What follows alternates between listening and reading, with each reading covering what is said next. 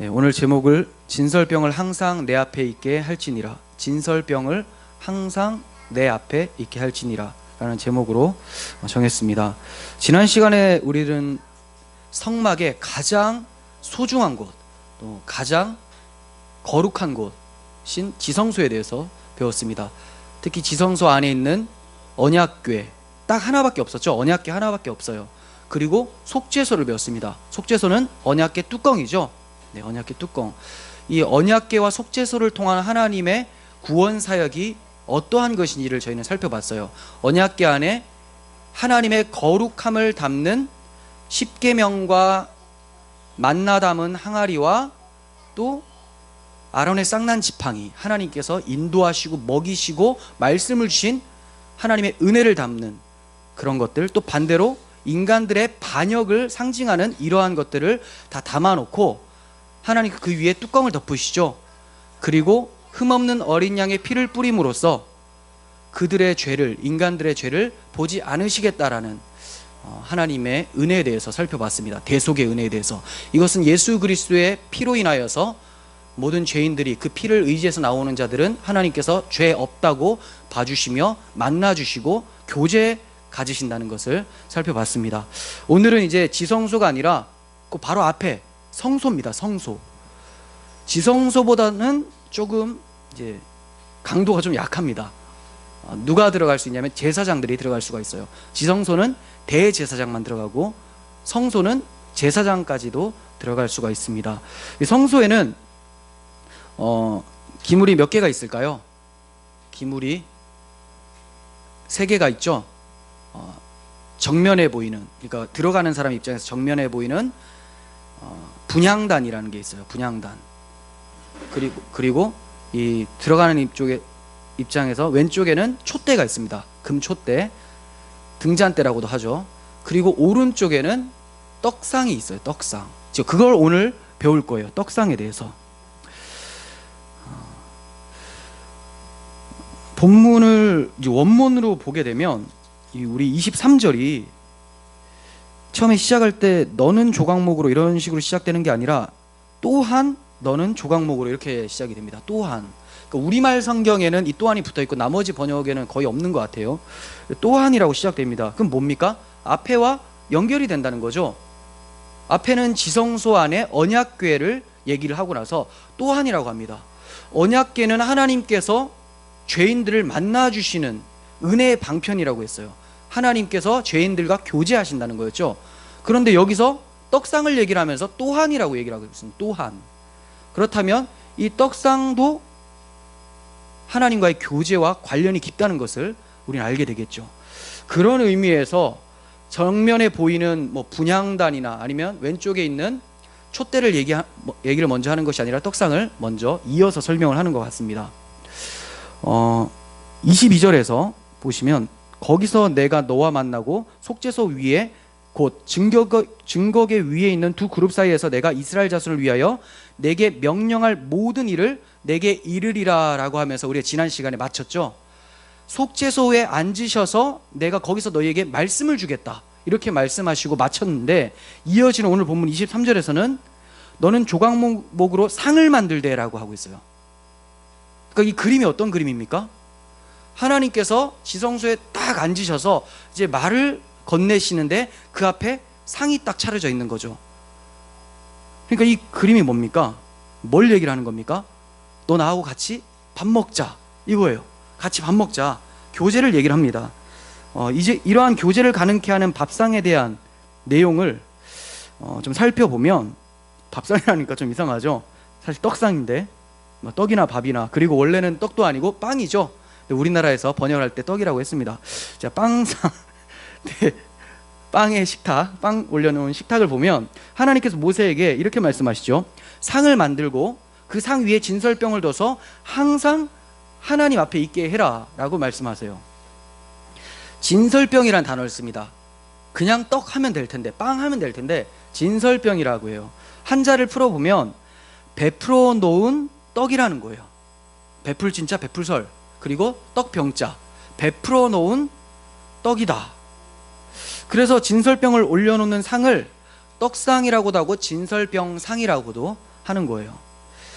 이 떡상을 만들 때 조각목으로 만들려고 합니다. 조각목. 그리고 그 안과 밖을 순금으로 싸라고 해요. 그리고 금태를 두르고 금고리 넷을 만들어서 채로 꿰어 메고 다니게 하라 이래요. 이러한 표현이 지난 시간에 살펴봤던 언약궤와 굉장히 유사하죠.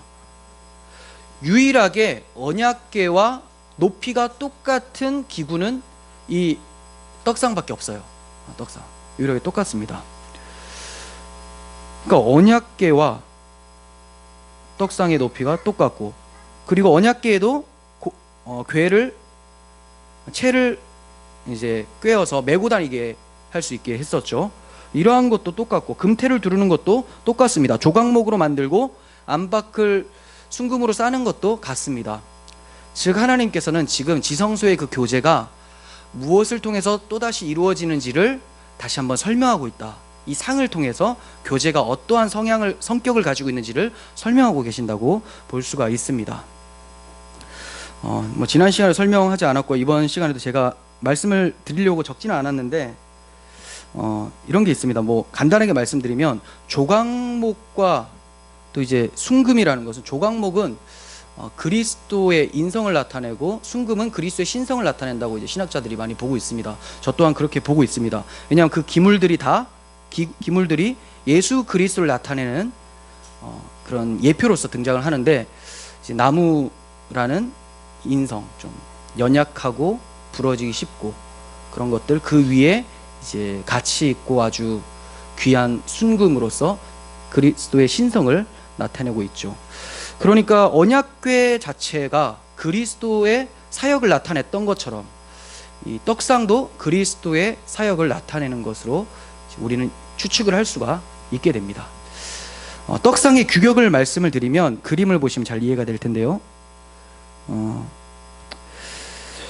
이 2규빗이라고 해요. 길이가 2규빗. 규빗은 이거예요. 보세요. 여기 제일 긴 손가락에서 팔 접히는 데까지, 이게 한 규빗이에요. 보통 이제 한 50cm 정도 된다, 이렇게 볼 수가 있겠죠. 2규빗이니까 1m. 그리고 넓이가 한 규빗 50cm, 50cm고, 그리고 높이가 한 규빗 반이니까 75cm 정도, 그렇게 된다고 보시면 됩니다. 29절에서 보시면 또 다른 것들도 만들라고 하세요. 대접과 숟가락과 병과 붓는 잔을 만들라. 근데 이것도 순금으로 만들라고 해요. 우리 그림에는 이런 것들이 그려져 있지 않죠. 떡만 올라와 있죠. 지저분해서 그런 건지 그리기 어려워서 그런 건지 안 그렸는데 다 그려놓는 게 맞는데, 자, 이것까지 만약에 다 올려져 있다면 정말 어떤 모습이에요? 밥상이에요. 밥상. 진짜, 그쵸? 식사가 차려져 있는 식탁 모습이죠. 근데 이상하지 않습니까? 우리가 성소라고 할 때는 제사장들이 들어가서 하나님을 섬기는 곳이라고 많이 알려져 있어요. 섬기는 곳. 그런데 그 섬기는 곳에 뭐가 있냐면 잘 차려진 식탁이 있는 거예요. 상이 있는 거예요.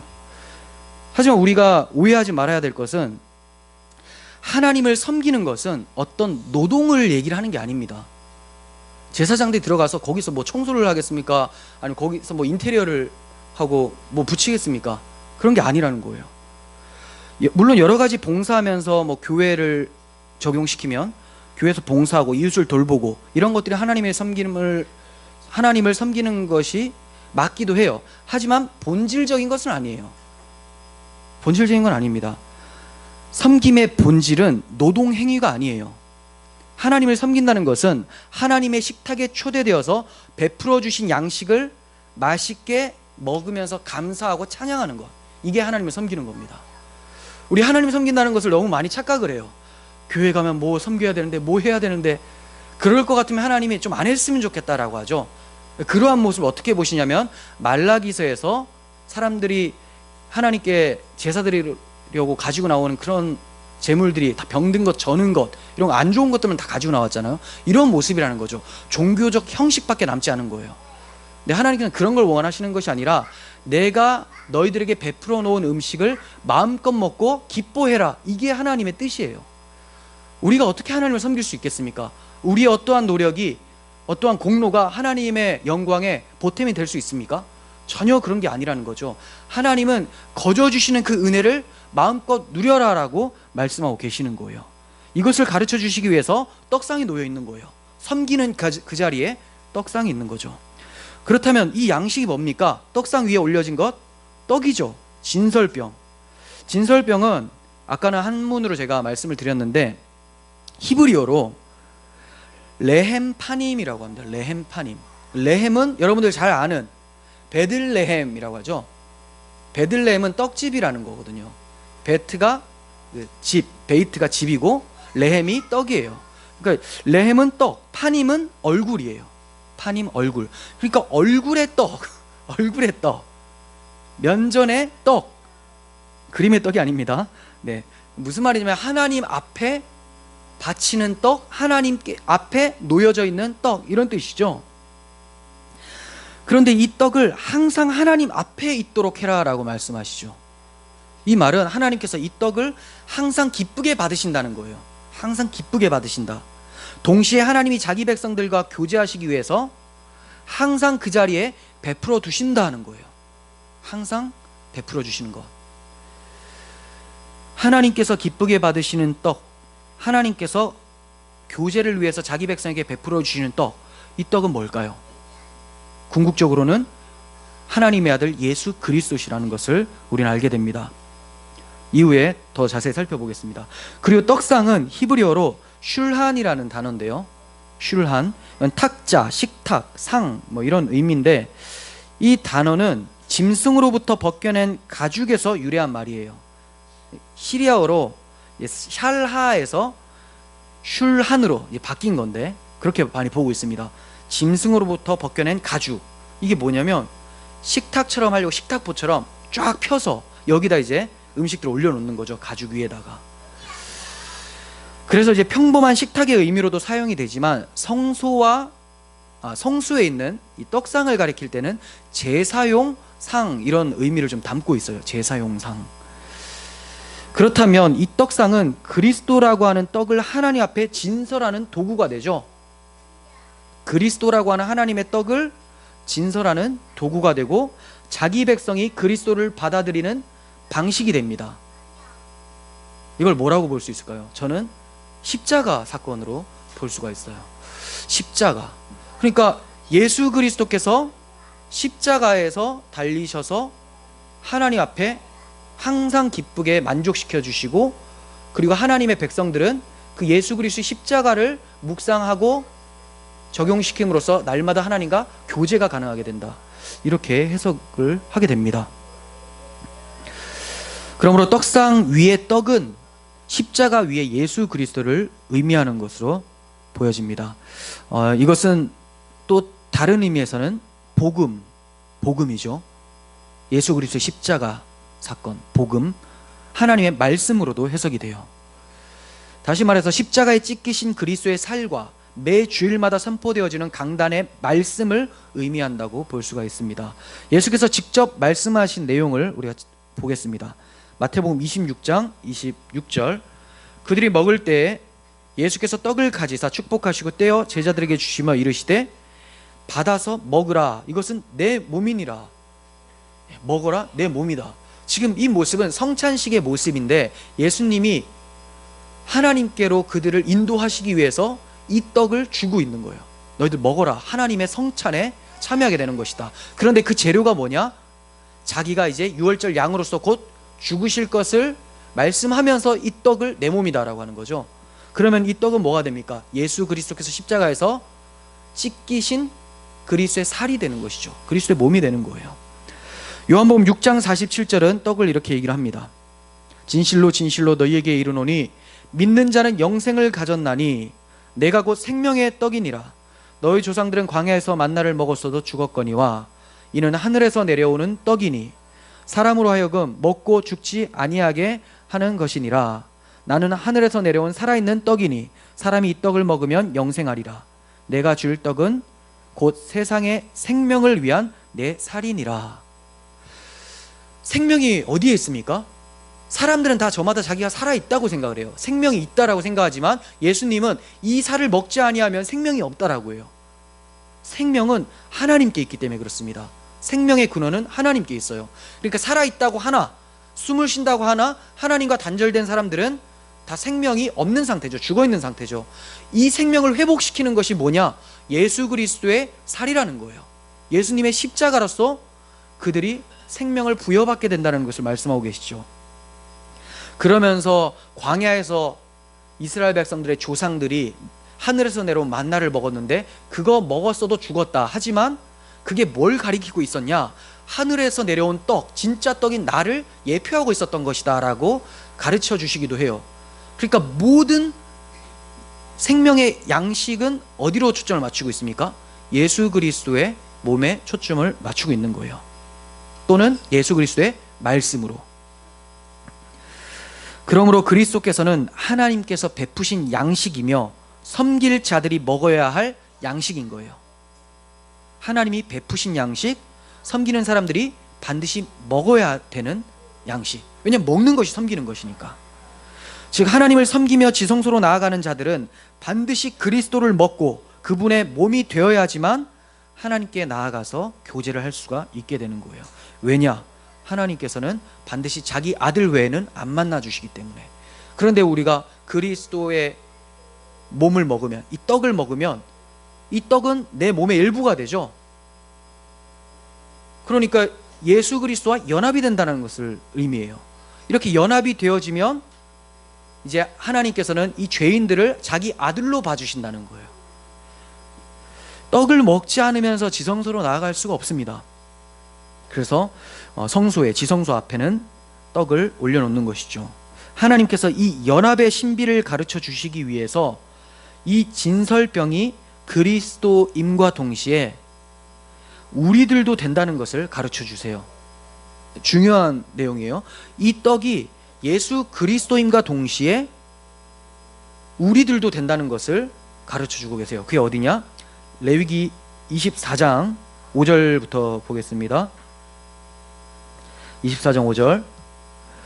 너는 고운 가루를 가져다가 떡 12개를 굽되 각 덩이를 10분의 2에바로 하여 여호와 앞 순결한 상 위에 두 줄로 한 줄에 6씩 진설하고 너는 또 정결한 유향을 그 각 줄 위에 두어 기념물로 여호와께 화제를 삼을 것이며 안식일마다 이 떡을 여호와 앞에 항상 진설할지니 이는 이스라엘 자손을 위한 것이요 영원한 언약이니라.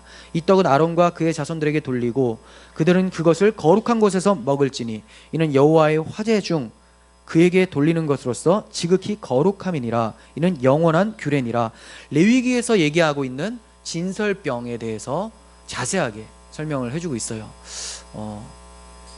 사실 오늘 본문보다는 이 레위기에서 더 자세하게 설명을 하고 있죠. 이 말씀, 이 내용에 대해서 세부적인 해석이 가능합니다. 많은 사람들이 해석을 해놓았고 굉장히 은혜로운 것도 있고 좀 비약이 되는 그런 해석도 있지만 오늘은 출애굽기 본문 중심으로 해석을 하는데 초점을 두고 진설병 중심으로 말씀을 좀 드릴게요. 나머지는 그냥 간단하게 보겠습니다. 떡상 위에 진설병을 몇 개를 놓습니까? 몇 개를 놓는다고 하죠? 12개. 12개를 6개씩 6개씩 이렇게 놓는다고 하죠. 12개. 6개씩 6개씩 놓는 이유에 대해서도 많은 해석자들이 또 해석을 잘 해놨어요.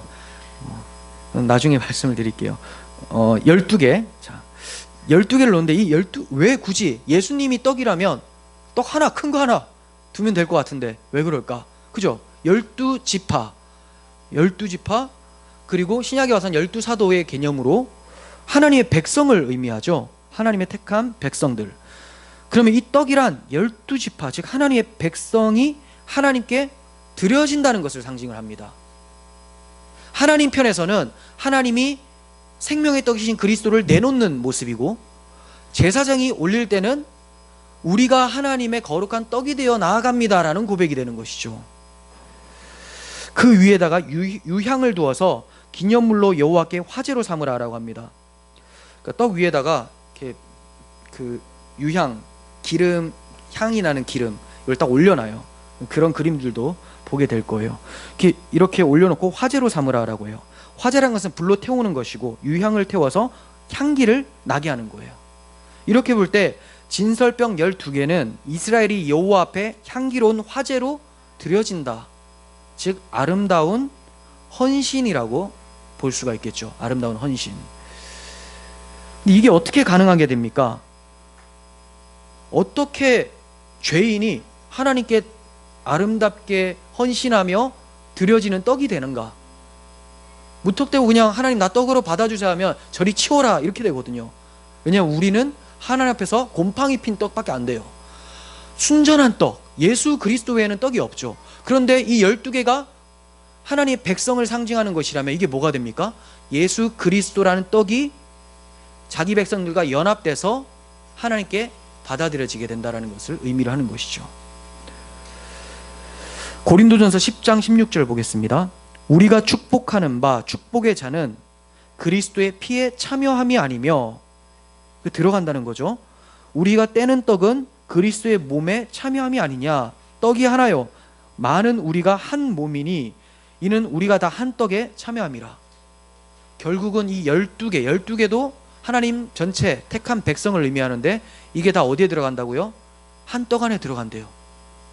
그러니까 제가 아까 말씀드릴 때 진설병이 예수 그리스도도 되지만 그의 백성도 되어진다고 말씀을 드린 겁니다. 그러면 그리스도를 먹고 연합된다라는 말은 뭐 어떤 말일까요? 뭐 어떻게 해야지, 먹는 게 뭔가? 그리스도의 살을 뜯어 먹을 수는 없잖아요. 그죠? 이렇게 해석을 한다면 이제 오병이어 사건 때 예수님이 내 살을 먹으라 했을 때 사람들이 우리가 무슨 식인종도 아니고 우리한테 왜 이럽니까 하면서 떠나가잖아요. 그러한 정도의 수준밖에 안 되는 거예요. 먹는다는 건 뭐냐? 믿는다라는 겁니다. 내 안으로 흡수한다는 거죠. 믿어서 내 것으로 만든다는 거예요. 십자가 대속을 믿어서 죄에 대하여 죽고 하나님께 대하여 살아나서 그리스도의 생명으로만 살아가는 자가 되는 것을 그리스도를 먹고 연합한다라는 표현으로 쓸 수가 있는 거예요. 먹는 것은 믿는 것이고 연합한다는 것은 하나님께 대하여 살아서 생명으로 나아간다, 이렇게 볼 수가 있습니다. 그러니까 하나님께서 그 떡을 받으시게 되죠. 하나님은 자기 아들만 받으시기 때문에. 하늘 앞에 들려지는 떡은 고운 가루로 만들어야 되고 누룩이 없어야 된다고 합니다. 고운 가루, 누룩이 없어야 되죠. 완전히 부서져야 하며 발효될 누룩을 넣어서는 안 되는 순전한 떡이라고 얘기를 합니다. 이 순전한 떡은 죄 없으신 하나님의 아들 예수 그리스도를 의미하는 거예요. 그러면 하나님께서 그리스도처럼 우리가 절대로 죄를 짓지 않을 때에만 받아주신다는 말일까요? 순전한 떡이라고 했는데 누룩이 없다고 했고 고운 가루라고 했어요. 전인격이 다 하나님 앞에 내어드릴 수 있는 그러한 순전함으로 나아가야 되는데 우리가 정말 그렇습니까? 안 그럴 때가 너무 많잖아요.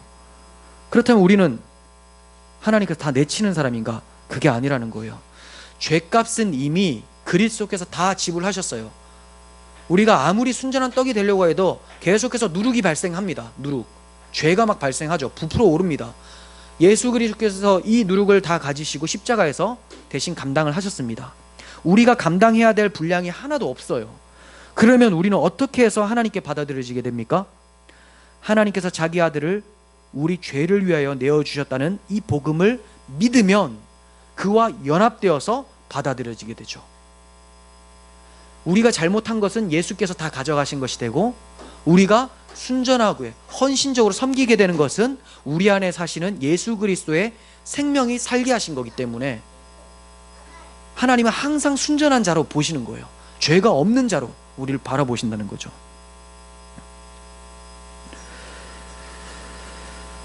그런데 이스라엘 백성들이 하나님께 온전히 드려지는 떡이 됐습니까? 사실 이 12개의 떡이 이스라엘 백성을 의미한다라고 말씀은 드렸지만 이스라엘 백성들이 정말 이러한 거룩한 떡이 되지는 못했습니다. 왜냐하면 이스라엘은 언약을 믿지 않았기 때문이에요. 쉽게 말하면 우리로 따지면 예수 그리스도의 십자가 복음을 믿지 않았기 때문이에요. 이들에게는 뭐 십자가 뭔지 잘 모르죠. 그러니까 앞으로 구원자를 보내신다는 그 약속을 믿지 않았던 거죠. 구원자가 오셔서 자기 죄를 대속할 거라는, 구원자 보내는 건 믿습니다. 하지만 죄를 대속해서 우리의 구원자가 되신다는 것을 믿지 않아 버렸어요. 자기 힘으로 하나님을 섬겨야 된다는 쪽으로 계속 가게 됐던 거죠. 그러니까 단지 종교 의식 수준으로 여기면서 자신들의 힘으로 하나님을 섬기려고 했고, 그 결과 성막 제사는 짐처럼 또 귀찮은 그러한 일로 여기게 된 거예요. 이게 그들 문제의 본질입니다. 그들이 왜 타락했습니까? 왜 하나님께 심판받았습니까? 라고 묻는다면, 여러분들은 우상숭배해서 그래요, 뭐 간음해서 그래요, 이웃들을 박해해서 그래요, 이렇게 말씀하시는 게 아니라, 그거는 근본적 죄의 결과예요. 근본적 죄는 뭐냐? 언약을 잊어버렸기 때문이다. 언약을 잊어버리니 자기가 살아나죠. 하나님이 너희들 죄인이기 때문에 대속자가 와서 구원해 줄 것이다 라고 했는데, 우리에게는 대속자가 필요 없어요. 다윗과 같이 엄청난 힘을 가진 왕만 주세요. 우리가 으쌰으쌰 해가지고 모든 나라를 이겨낼 수 있습니다. 하나님께 영광 돌리겠습니다. 이러한 사고로 빠져가게 된다는 거죠. 그러니까 언약을 잃어버리면 끝입니다. 이것으로 인해서 우상숭배와 불의가 가득하게 된 거예요. 그런데 많은 이들이 이것을 바르게 진단하지 못하고, 율법을 지키지 않아서 그렇다, 우상숭배를 많이 해서 그렇다, 고아와 과부를 압제해서 그렇다, 이렇게 생각을 해요. 정의와 공의가 없어서 그렇다, 정의와 공의로 흘러갈 수 있도록 우리가 뭐 사회 개혁에 앞장서자, 맨날 그런 얘기만 하죠. 뭐가 문제라고요? 언약을 잊어버렸죠. 언약을 잊어버린 사람한테 알려줘야 될 것은 언약이죠. 우리식으로 말하면 복음을 전해줘야 된다는 거예요. 복음이 없으면 세상은 끝입니다. 복음이 항상 있죠. 어디에 있습니까? 교회에 있어요. 근데 이 교회마저 복음을 잃어버리면 정말 세상은 끝나는 거예요. 회복시킬 것이 복음밖에 없는데, 이 복음이 사라지고 개혁으로, 인간들의 힘으로, 어떤 법으로 바꾸어 보자, 이런 것들이 더 많아지고 있는 요즘이죠. 이거는 바벨탑의 또 다른 모습일 수밖에 없어요. 이스라엘 백성들의 타락은 믿지 않음의 결과입니다. 우리 중에 누구든지 그리스도의 행하신 일에 초점을 두지 않는다면 반드시 자기 열심에 빠지게 되고 그리스도의 십자가를 무시하는 처사가 되어지게 됩니다. 그럼 어떻게 됩니까? 결국은 율법주의로 빠지게 돼요. 처음에는 복음이 믿어져서 너무 기뻤는데 계속해서 내가 섬겨야지, 내가 어떻게 해서 하나님께 기쁨을 드려야지, 그 사고는 좋아요. 근데 어떤 식으로 드릴 거냐, 이게 중요한 거예요. 어떤 식으로 하나님께 기쁨을 드릴 거냐, 그리스도를 통해서 드려야 된다는 거예요. 제가 그래서 처음에 뭐라고 말씀드렸습니까? 우리가 뭔가 섬기려고 노동행위를 말하는 것이 아니다. 하나님을 섬기는 것은 거기 들어가서 하나님께서 베풀어 주신 진설병을 맛있게 먹으면서 하나님의 은혜를 찬양하는 것이 섬기는 거라고 했죠. 이 모습 속에서 뭐가 나타나냐면 하나님 위에 살고자 하는 개혁적인 모습들이 나타나게 되죠. 이게 이제 속이 꽉 찬 상태에서 열매가 나타난 건데, 속은 텅텅 비었는데 이상하게 열매를 그 조화 같은 걸로 탁탁탁 꽂아 놓은 거예요. 가짜예요, 가짜. 힘이 없습니다.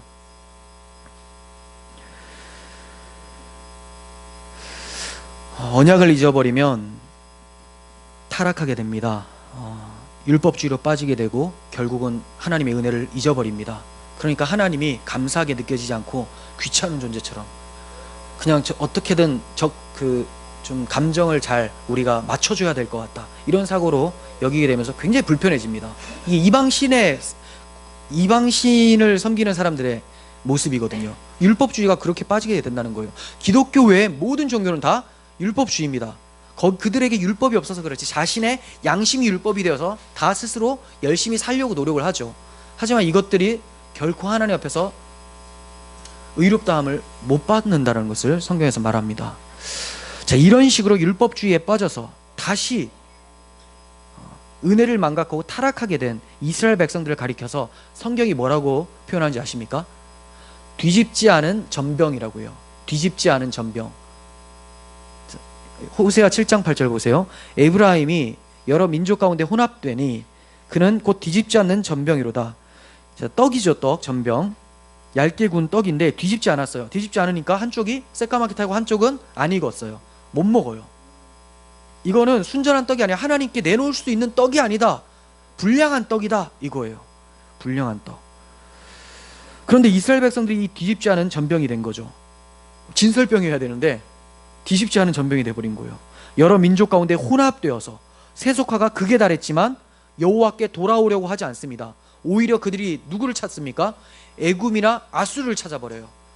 그 옆에 있는 강대국들에게 빌붙으려고 합니다. 그런데 그들이 그의 이스라엘 백성들에게 도움이 안 돼요. 오히려 그들이 도구로 작용해서 이스라엘 백성들을 공격하게 됩니다. 조롱거리가 되죠. 우리도 마찬가지예요.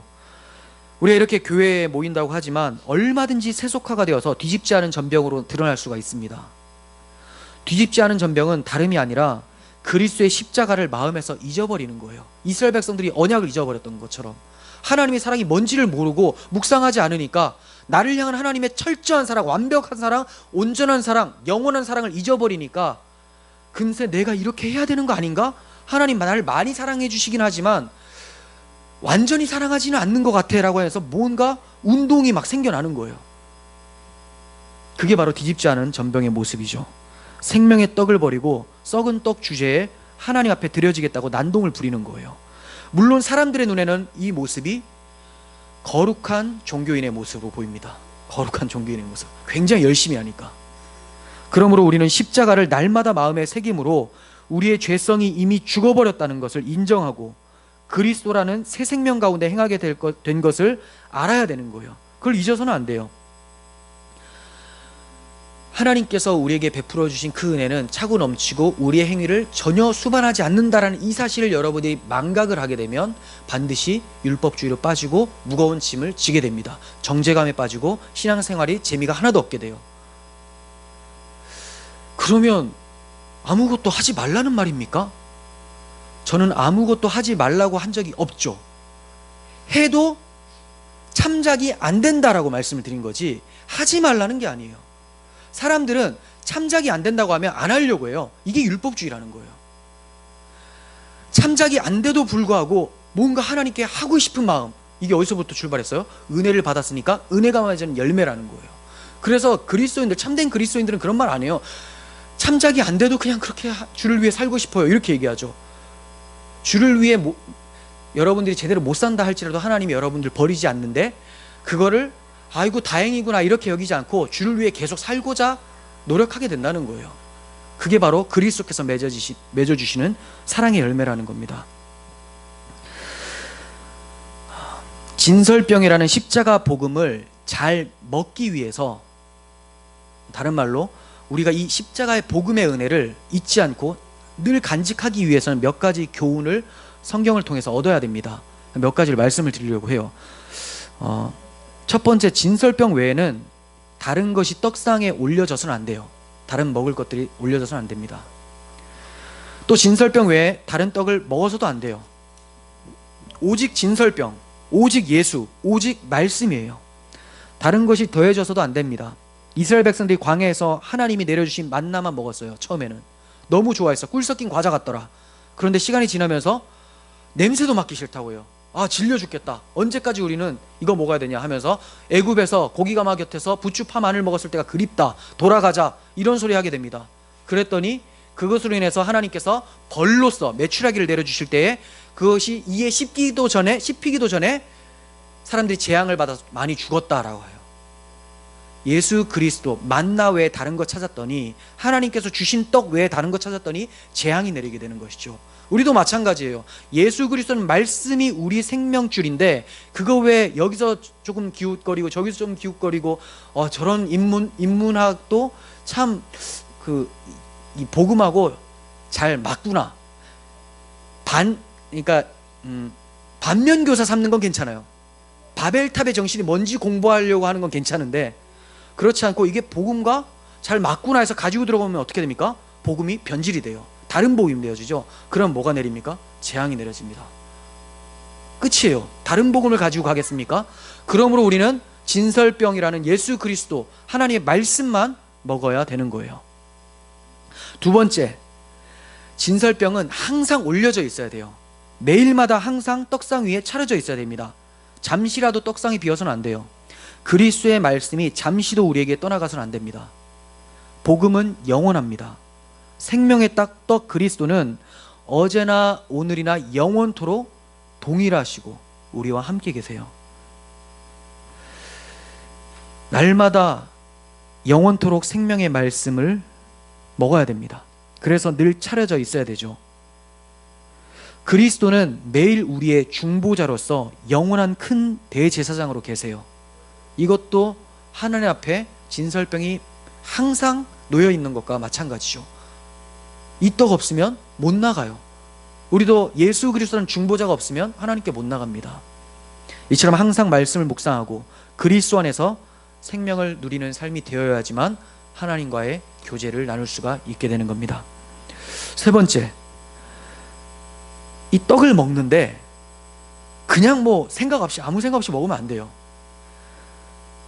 12개의 떡 위에 유향 2병이 놓여져 있다고 잠깐 말씀을 드렸습니다. 유향 2병. 여러분 그림에는 안 나와 있죠? 저는 처음에 병을 왜 이렇게 떡 위에 올려놓나, 무슨 짓인가 생각을 했는데 의미가 있어요. 유향, 기름이죠. 즉 떡을 먹을 때는 기름과 함께 먹었어요. 성령으로 말씀을 먹어야 함을 얘기를 합니다. 우리가 하나님의 말씀은 성령께서 기록하신 것인데 우리의 얄팍한 지식으로 하나님 말씀을 해석하려면 해석이 안 되죠. 그러니까 무슨 신학이 나옵니까? 자유주의 신학이 나오죠. 그래서 인본주의 운동을 하면서 가짜 기독교 모습을 이제 나타내는 것이죠. 성경은 성령께서 조명해 주셔야지만 바르게 깨달을 수가 있습니다. 이뿐 아니라 주님의 몸으로 주님의 생명을 나타내는 삶을 사는 것도 우리의 능력이 아니라 오직 성령을 통해서만 나타낼 수가 있어요. 그러므로 우리가 말씀을 볼 때에도 우리가 하나님의 백성으로서 세상 가운데 살아갈 때에도 누구를 의지해야 됩니까? 성령을 의지해야 되죠. 성령을 의지해야 된다는 말은 쉽게 표현하면 겸손해야 된다는 거예요. 겸손. 성령은 겸손의 영이죠. 겸손하지 않으면 절대로 들어오지 않습니다. 들어오지 않는다는 게 좀 이상하네요. 절대로 여러분들에게 조명해 주시지 않으세요. 왜? 보여줘도 교만하기 때문에 그 해석을 받아들이지도 않죠. 겸손히 꺾이고, 하나님 나는 정말 비참한 존재입니다. 스스로 하나님 말씀을 볼 수조차 없고 하나님의 거룩한 아들의 모습을 나타낼 수 없는 존재이오니 성령께서 나를 도와주소서. 이러한 삶 가운데 말씀이 해석되어지고 여러분들이 그리스도의 향기가 나타나는 삶을 살아갈 수 있는 거예요. 그래서 기도하고 겸손하지 않은 상태로 말씀을 열심히 연구하는 목사님들은 굉장히 위험합니다. 자유주의 신학, 영지주의 신학으로 빠지게 되는 사람들이 허다합니다. 네. 그리고 이제 네 번째 마지막, 안식일마다 진설병은 새롭게 올려져야 돼요. 그러니까 항상 두는데 7일째 되면 이 떡을 갈아요. 그래서 7일이 된 떡은 제사장 가족들이 먹습니다. 제사장과 함께. 7일이 돼도 괜찮아요. 네, 뭐 떡 변하지 않았나 봐요. 이제 그리고 새로운 떡은 올려놔요. 안식일마다 새롭게 올려지는 떡, 어떤 느낌이 듭니까?